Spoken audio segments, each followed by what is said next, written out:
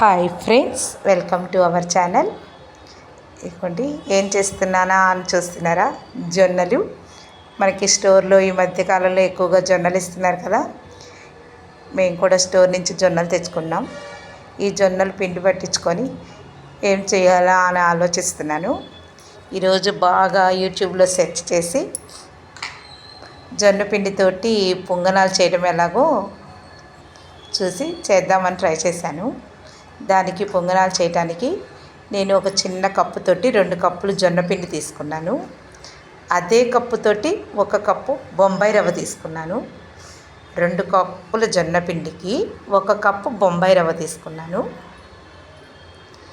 నేను కొద్దిగా పెసరపప్పు కూడా నానబెట్టి పెట్టుకున్నాను.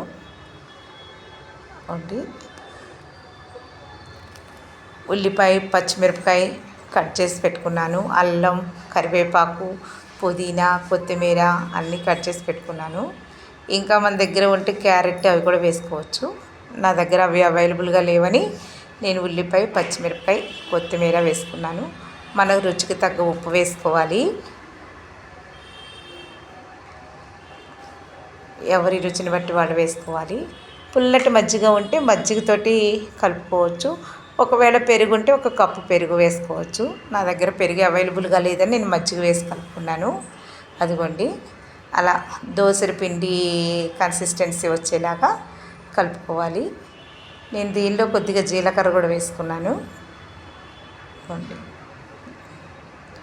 అలా మనం దోసలు పోస్తానికి వీలుగా ఉండేటట్టుగా ఈ కలిపి ఒక 5 నిమిషాలు పక్కన పెట్టుకోవాలి. ఈలోగా నేను గుంట పొనుగులు వేసే ఇది తీసుకున్నాను, బాండి తీసుకున్నాను.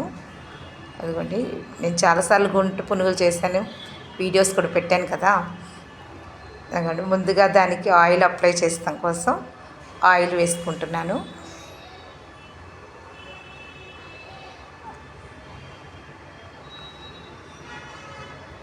అన్నీ ఆయిల్స్ వేసుకొని దాన్ని చేతితోటి అప్లై చేశాను. స్టవ్ వెలిగించి సిమ్లో పెట్టుకున్నాను. కొద్దిగా వేడెక్కిన తర్వాత ఈ పిండిని హోల్స్లో, గుంటల్లో వేసేస్తున్నాను.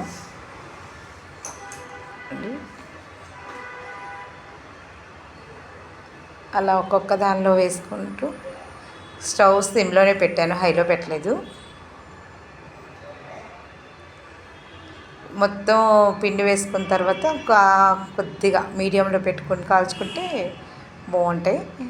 అవ్వండి, మొత్తం అలా వేసుకున్నాను పిండిని.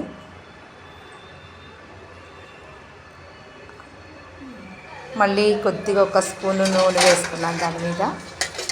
మొత్తం టోటల్గా నేను 2 స్పూన్లే వాడాను ఆయిల్. అదిగోండి, మూత పెట్టేసుకున్నాను. అవ్వండి, ఫస్ట్ వేసినవి ఇలా ఉన్నాయి. తర్వాత ఫస్ట్ తీసేసి మళ్ళీ సెకండ్ టైం మళ్ళీ పెట్టాను.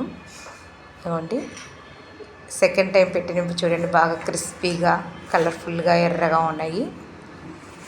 అంతేనండి, గుంట పునుగులు రెడీ అయినాయి. వీటిని పల్లి చట్నీతో తినచ్చు. Thank you.